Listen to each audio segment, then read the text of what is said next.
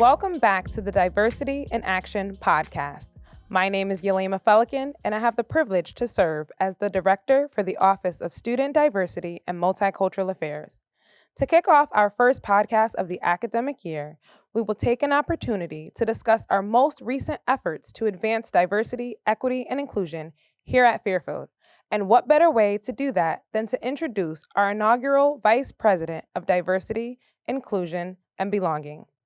Joining us today, we have Dr. Don Sawyer, who will share a bit about himself, the plans that he has to enhance diversity, inclusion, and belonging, some projected challenges, and some insight to help us all to strengthen our commitment to diversity and foster an inclusive environment. Don, thank you so much for joining me here today. Thank you for having me. Absolutely. So you know what? We're going to jump right in. Okay. So can you just share your background, including your personal and professional journey that has led you to a career in diversity and inclusion? Okay. So first and foremost, I said I would never do this work. I think that's one of the most important things to note, that I said I would never be a vice president for equity and inclusion or diversity, inclusion, and belonging. I committed to do that work throughout the jobs that I've had in higher education. But I didn't want to do this work as a full-time job because I thought at times people get pigeonholed into thinking or getting treated as if this is the only thing that you know. And that wasn't the case. But lo and behold, I'm here and doing this work, and I enjoy it. And so originally, I am from Harlem in New York City. And when I think about my time in Harlem, I think about my mother and father. I grew up with strict parents. Neither one of them had an opportunity to graduate from high school. They later on, got their GEDs. My father would get sick from sickle cell anemia. And then my mother, she was a teen parent when she had me. But for both of them, they felt that education was key. And so, I had to do book reports and different things of that nature for my mother. I used to go to the Schomburg Center and do a lot of research. And I just saw a lot of history and learned a lot of history about my neighborhood and in my neighborhood. And so I saw a lot of things, and those things kind of helped shape me into the person that I am today. I'm a father of 4 children. My oldest is a graduate student. My second, he just graduated from college. My third is doing his gap year, and my last is a senior in high school doing the college search right now. And so, yeah, that's a little bit about me, and I'm sure I'll share a little bit more as we talk about this and kind of what motivates me to do the work that I do. Absolutely. And, since you brought it up, what motivates you to do the work, right? Let's jump right into it and talk about it.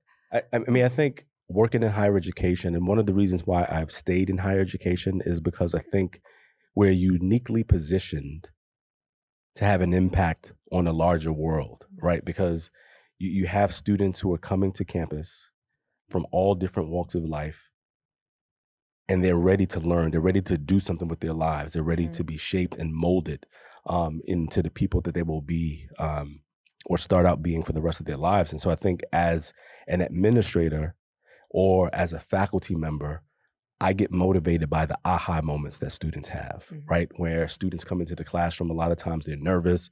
Some of them, they doubt themselves and don't necessarily think that they can do this work.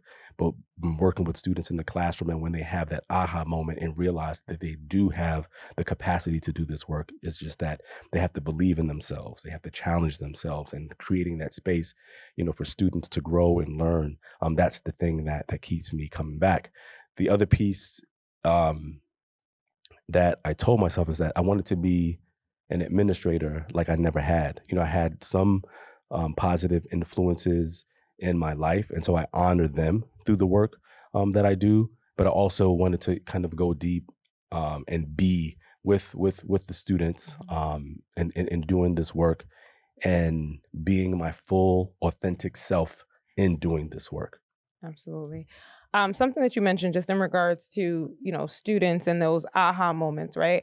But we know within those aha moments, there becomes those really uncomfortable moments, right? So how do you support students with that discomfort when it comes to, diversity and inclusion and just kind of navigating those spaces and those conversations?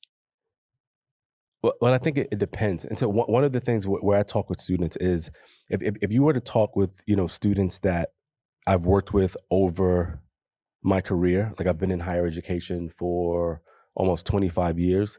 And so if you talk to students who've worked with me, they'll say that I was firm, but I was supportive. And then I had a great sense of humor, because when students came to me and they were experiencing, feeling like they were an outcast or something like that, I helped them to place things in context, because there are times that students came into my office and talked to me and wanted to give up. And then I would frame their experience in the realm of a historical context and what people of color and other people who have struggled had gone through in order for that student to be in that place at that time, and that letting them know that this experience was their experience, but there were other people who were counting on them. There were other people who blazed the path for them to be there. And so they had a responsibility, not only to themselves and to their families, but to the people who were looking at them. And so I always try and frame their experience in the context of history and the importance of it. And so sometimes students feel like, okay, I have a role to play. I'm important. Yes, you are important. Now get out my office, go to study hours, and do it again, and I'm going to check up on you. And so that's what I wanted to do, because that's what happened to me when, I forgot what year it was. Maybe it was my sophomore year in undergrad. I was taking a course in lab and learning and memory, and I was not doing what I needed to do. I was procrastinating, and I had a lab report that was due. I turned in this report. I didn't. It doesn't matter. And so I got it back from the professor, and I had never seen so much red writing on the paper. And it was a note, "Come see me in my office." Now, Dr. Wanda Jagaki, she was this little short, she couldn't have been 5 feet, white woman, curly hair, curly white gray hair, brought me into her office and told me, "Don't ever hand anything like this into me again. You think you're going to get by with your charm and your sense of humor, but that's not going to get you anywhere. You have to do the work." And so I was like, who is this white woman talking to like this, right? Because I felt offended that she would talk to me about it. And so after I left the room and put my pride back together, I started to realize that, one, she was not my advisor, right? She had no, she didn't have to bring me into her office to set me straight, but that's what she did. She set me straight and let me know that I was not working up to my potential. And so, long story short, the next lab report, I actually put work into it, turned it in. She handed it back, when it was due, and I looked at it, didn't really have any red marks on it, and I got the highest grade in the class for that assignment.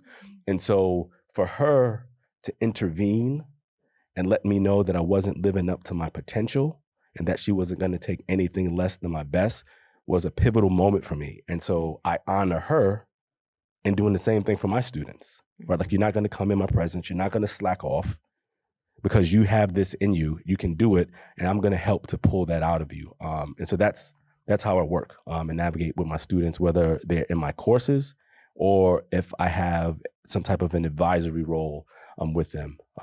That's how I get down. Yeah. Awesome. Thank you. You mentioned actually twice your sense of humor, so I might have you tell us a joke before the podcast ends. So, but also, how would you define diversity, equity, and inclusion? And what do these concepts mean to you personally?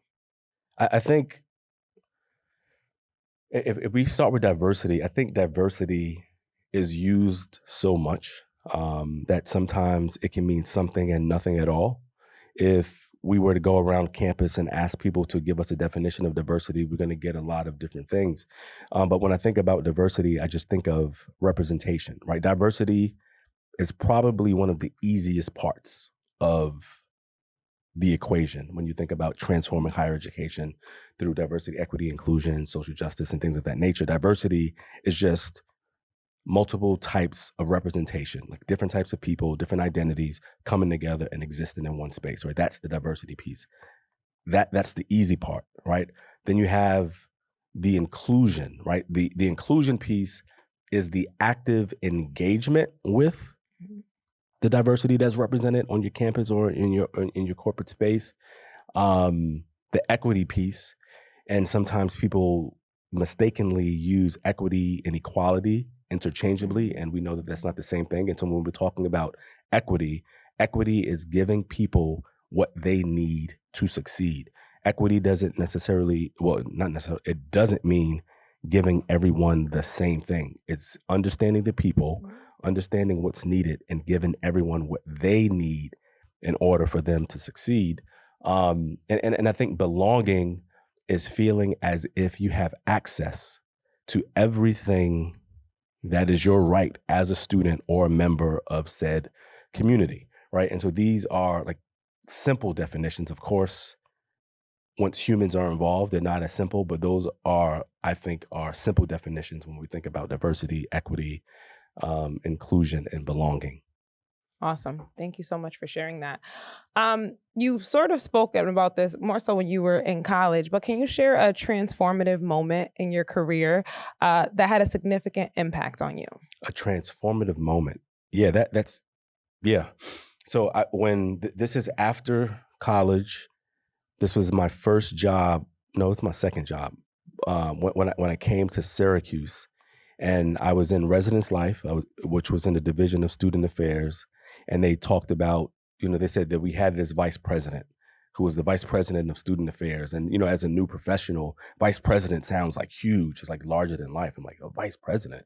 Okay. And it was like, the vice president is Barry Wells. I'm like, who's Barry Wells? He's the vice president and he's in charge of all of this. And I'm like, okay. And so in the beginning of the year, I think it was like near the end of August, there would be a Division of Student Affairs breakfast where the vice president would come out and address the division and talk about the plan for the year. And so they said, Vice President and Dean Barry L. Wells.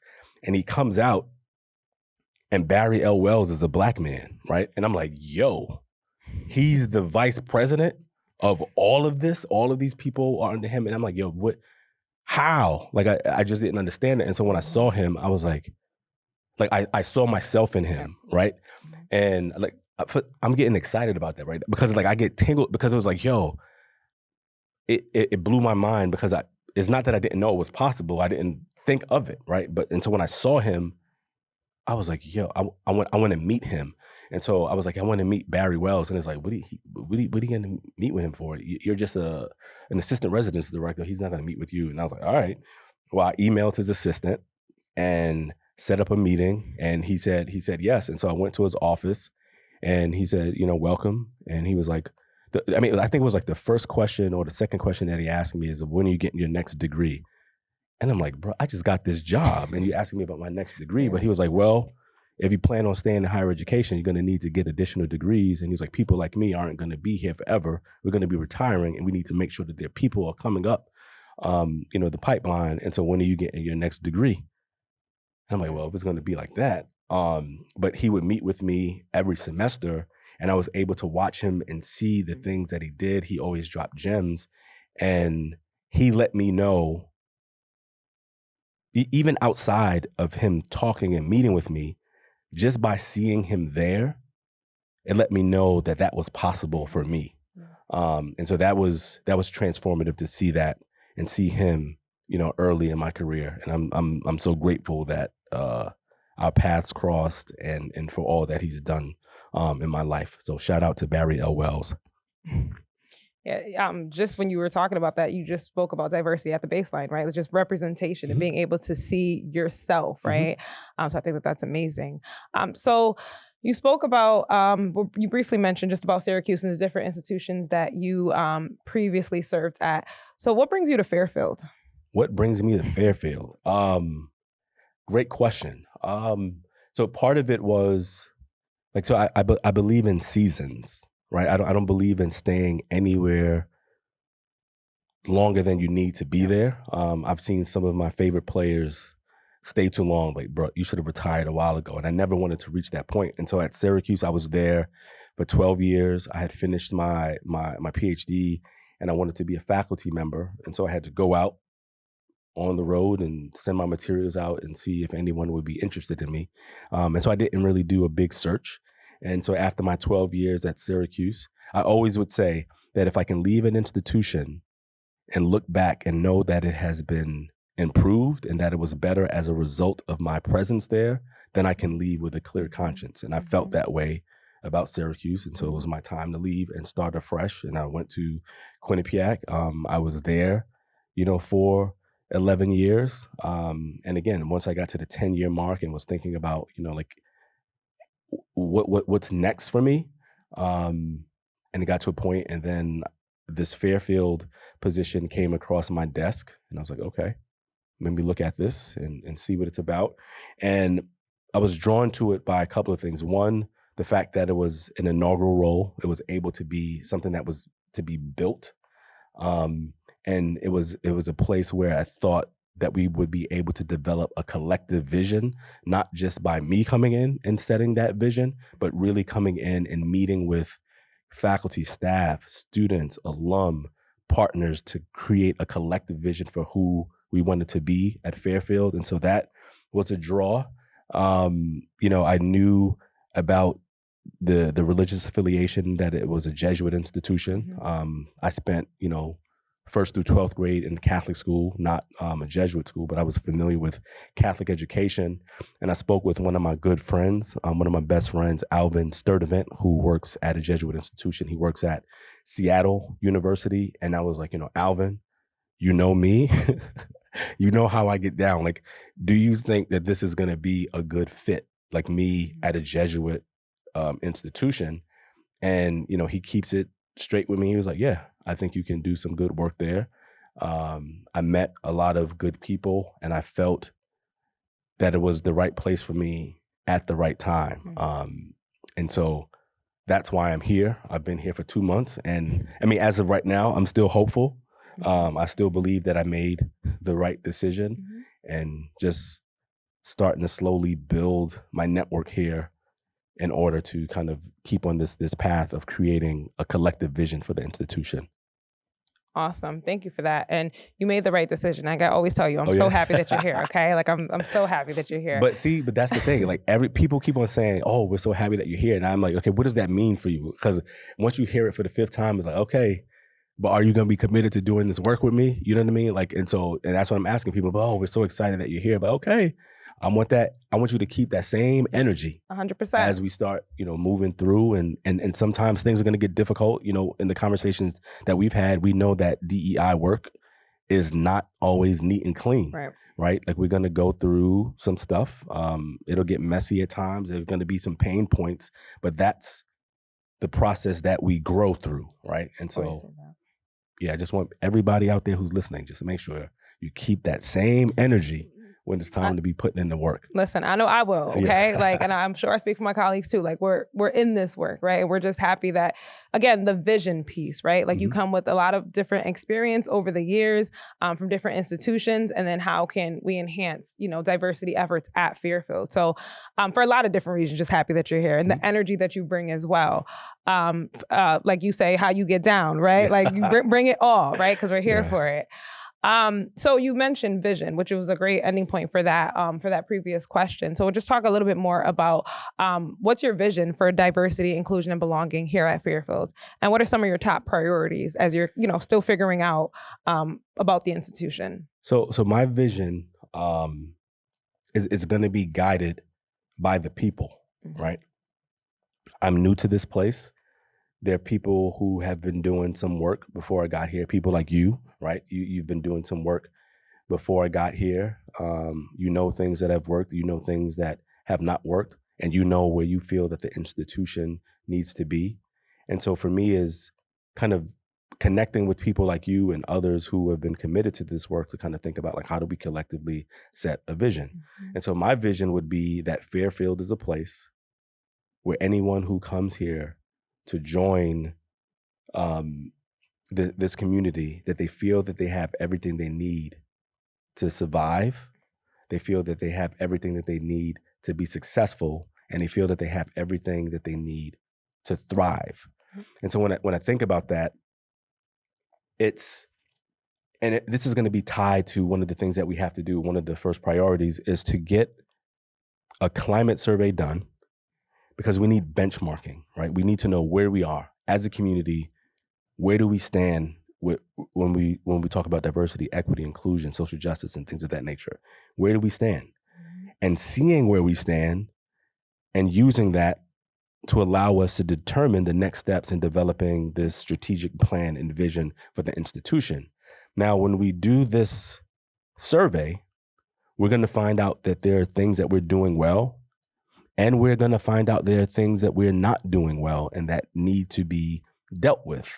But we don't run away from that, right? Because that becomes a part of our story. Like we talk about this whole idea of telling complete stories. And so when we think about the things that we're doing well, yes, we're going to continue. We're going to do more of that, right? We're going to see how we can spread that wealth to other places. When we think about the things that we don't do well, we're not going to hide it. Like we're going to state it. Like, look, we're doing great in these areas. We're not doing so great in these areas, but these are the plans that we're going to put in place to make sure that we elevate these spaces. And I think that's what it's about. But I want us to have a benchmark, something to kind of use to judge ourselves against. And then I want to do a collective creation of a diversity, equity, inclusion, and social justice plan, because I think that's important. And I think that we have to have a site, right, where everything that we say that we're going to do has to go to a site. It has to be in a publication. Everybody needs to know, because that's how they hold us accountable. Like we can't look at DEI and social justice as something that we just say that we're going to do.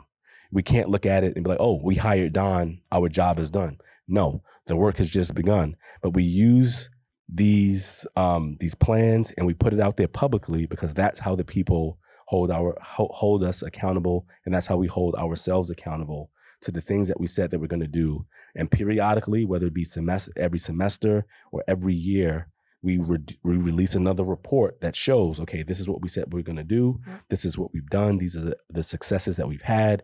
These areas are moving a bit slower than we thought they would, but we're continuing to move forward. And that's how we hold ourselves accountable. And we continue to take pulse checks throughout, the time as we're working on these strategic plans, but not just strategic plans. We have to develop action plans, because DEI work should be action oriented. 100%. Awesome. Thank you for that. Something that I'm thinking through, because now we're kind of shifting into challenges, right? Because we know that we do when we do this work, it is challenging. You talked about earlier, just like those pain points, and sometimes it feels like there's more pain points than like successes in certain moments, because sometimes we have far to go, right? So what are some challenges that you've either experienced at your previous institution, as well as some perceived challenges that you may, face here at Fairfield? So one of the challenges that came up, it was after or during the summer of 2020, right? With the murder of George Floyd, Breonna Taylor, the racial uprisings that were taking place, not only in the US, but across the planet, right? And people were afraid. People were chanting Black Lives Matter, Black Lives Matter. And then I started to get about what we were calling the what about me-isms, right? People felt that there was too much attention being played or paid to Black lives at that moment in time. And people started to say, well, what about us? And so for me, that was a challenge, because it was like, okay, if we understand diversity, equity, and inclusion and the work of social justice, then we understand that if we improve the lives of Black people, you're actually going to be improving the landscape for everyone, right? One of the things that I always talk about is this idea of universal design. And the example that everyone uses is, and I always use it, the curb and the ramp, or the curb cutout, right? Where it was initially set up for people who use wheelchairs to be able to get off the curb easily. But it benefited me when I had a shopping cart. It benefited me when I had a bike that needed to go off. It benefited me when I was pushing my children in a stroller, right? It wasn't necessarily set up for me, but I benefited as a result of that, right? So when we think about it through that lens of universal design, if we improve the world for Black people, we improve it for other people. If we make campus conducive to the success of women, we make campus better for all people, right? And so the tide lifts us all. And so that was a challenge when it came into like the what about me-isms, or how people want to have oppression Olympics, like to talk about like whose history was more littered with trauma than, and it was like, it's pointless. Like if you're committed to this work, you look at it through the lens of universal design, and if you improve the lives of this specific group of people like you're going to improve the lives of all. And so at an institution, everything is not always going to be the main thing. And so when you do a strategic plan or you do a campus climate survey, you may find that the issue on your campus is not going to be the same as issues on other campuses. So it may be race and ethnicity that's an issue. It may be sexual identity, gender identity. That may be an issue on your campus that needs to be addressed. It may be accessibility. It may be veterans affairs. You don't know, and that's why you have to do a benchmark to see.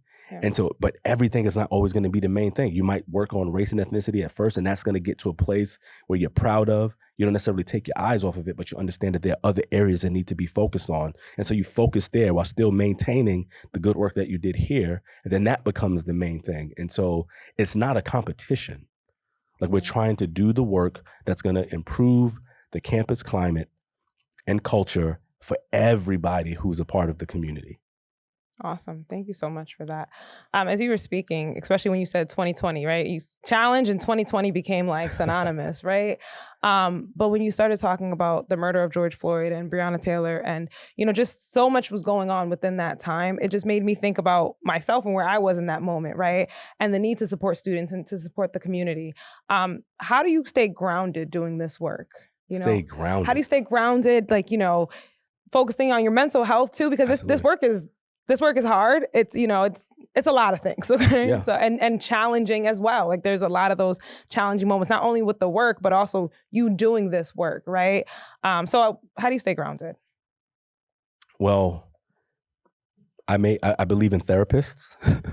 And so I had a therapist that I would talk to. Right. And I think all people should have a therapist at some point in their life, or throughout, right? And that was something that was taboo, specifically in communities of color. Like, you never wanted to talk about therapy. So I'm glad that there are more entertainers and athletes and stuff coming out and talking about the importance of mental health and speaking to someone and knowing that you don't have to go it alone. But that was important for my self-care, because one of the things that I would tell students and faculty and staff is like, look, the stuff that you are experiencing, by these racial traumas and different things of summer 2020, just because I'm on the administration, I don't have a force field around me that protects me from that. Right. And so there have been times when, like, the media person from the university reach out, hey, Don, can you come up with a statement about this? And I'm like, yo, wait a second.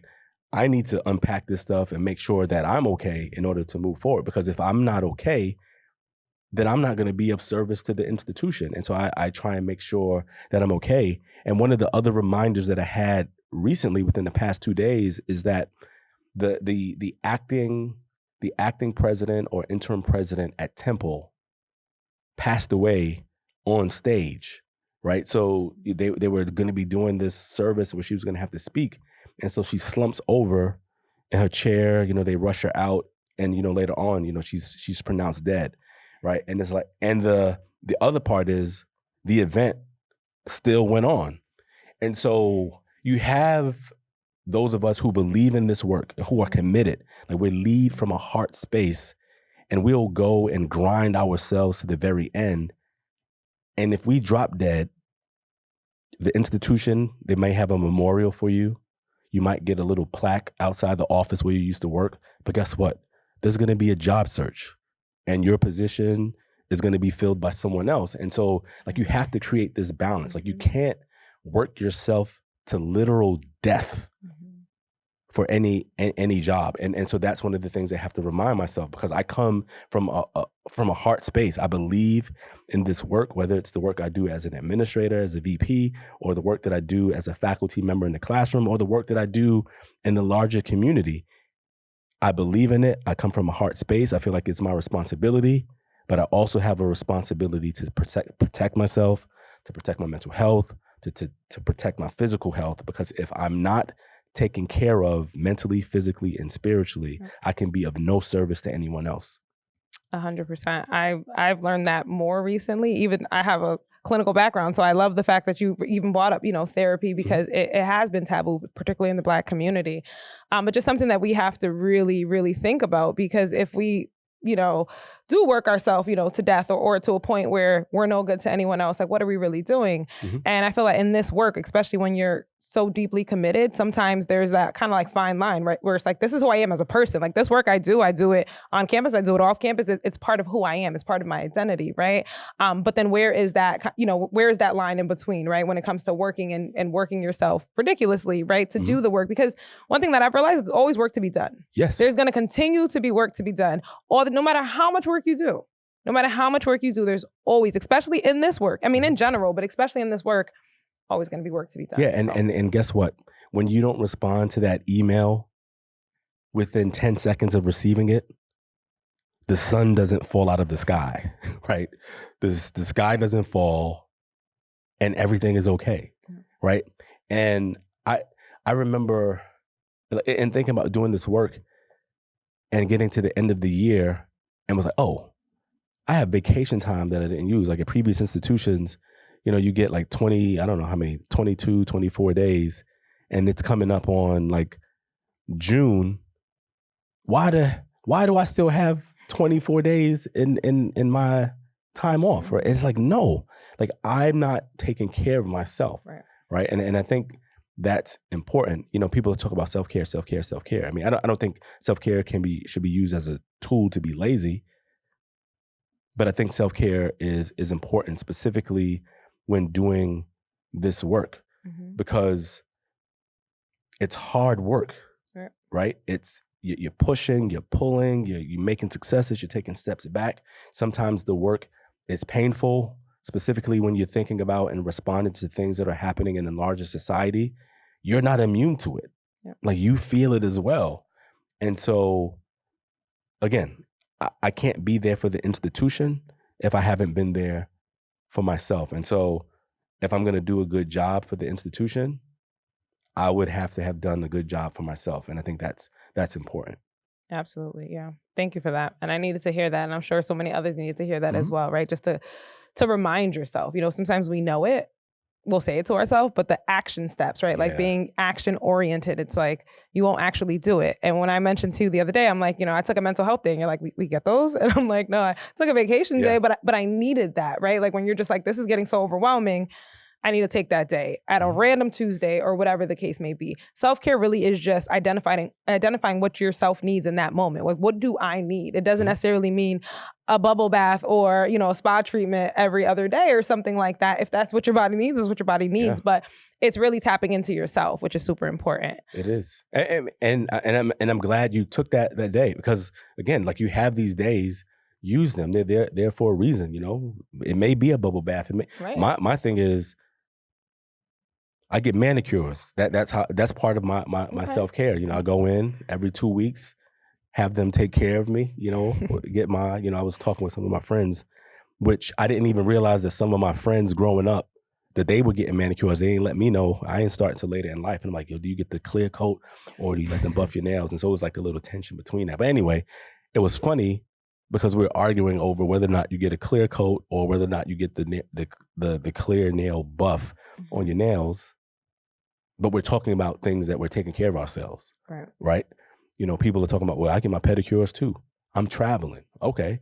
Well, I talk about my therapist in different places. I talk about, getting health checks and going to the doctor and getting a physical, posting those on social media. We could post all of this other stuff. Let's post all of these things to take care of ourselves. Because I had more than one friend die too early, right? When you start seeing people who are your age that are passing away from health-related reasons that are preventable from not taking care of themselves, it's a wake-up call. And so again, we got to take care of ourselves, and I think we have to model that for our students, because our students are coming here. They're dealing with imposter syndrome. They're trying to keep up with everyone else. They're trying to have fun. They're trying to study. They got the weight of back home. All of these things. And if we're not modeling it for them, they're going to fall, they're going to crash. Right. And so I think we have to talk with students specific, about the academic pieces, but we have to make sure that they're taking care of themselves as well, specifically as we come out of this pandemic. So 100%. Before we move on to the next question, was it a clear coat or was it the buff? So which one did you decide? I don't know. I go with I've had both, but I usually go with the clear coat, you know. And I had a mishap one time that I got gel by accident. It doesn't matter. Clear coat. I will never do that again. But yeah, self-care. Self-care. Beautiful.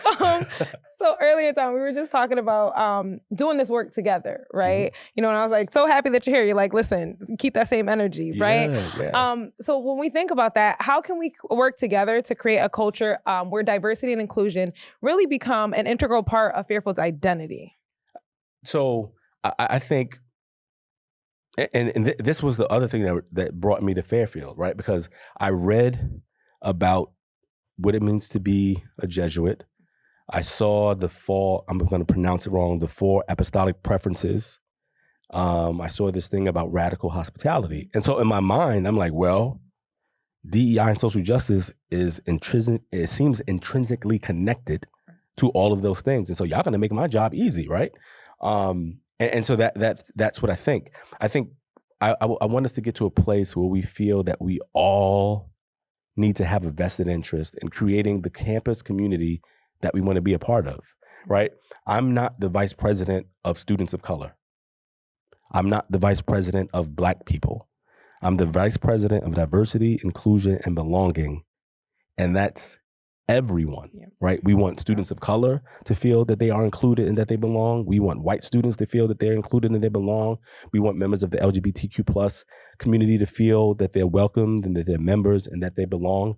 Like the work that I do is for everyone, right? Whether it's in the community and our community relationships that we have outside of campus, but also with community. It's for students, it's for faculty, it's for staff, it's for alum, everyone. And so that's the beauty that I think of when I think about this type of role. Sometimes people think of diversity, inclusion, and equity and social justice as very narrow, but a person in this role technically has tentacles in every aspect of the institution, right? And so I think that if we don't weave this into the fabric of the institution, we do our students a disservice because we're not preparing them for the world that they're going to go into.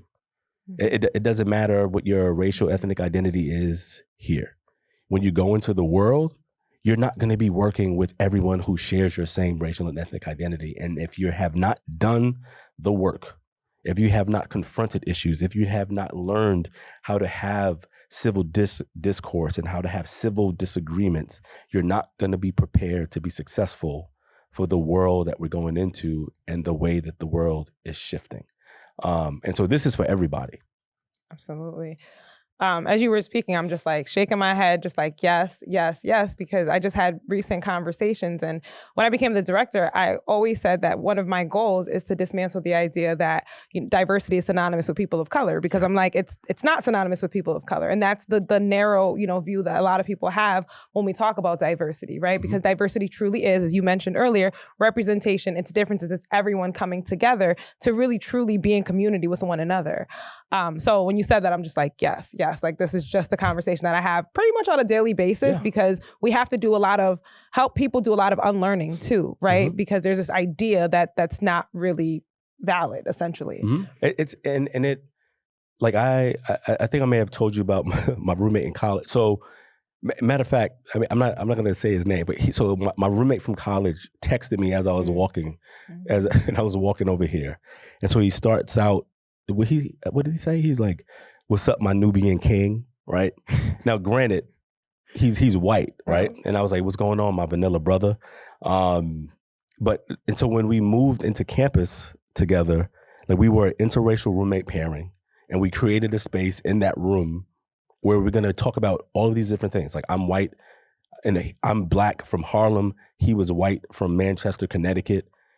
We had no idea who our people were, right? Because he didn't grow up around a lot of Black people. I didn't grow up around a lot of white people. So, we have to live together. It's this open double. We're going to have to see each other. So we might as well make the most of it.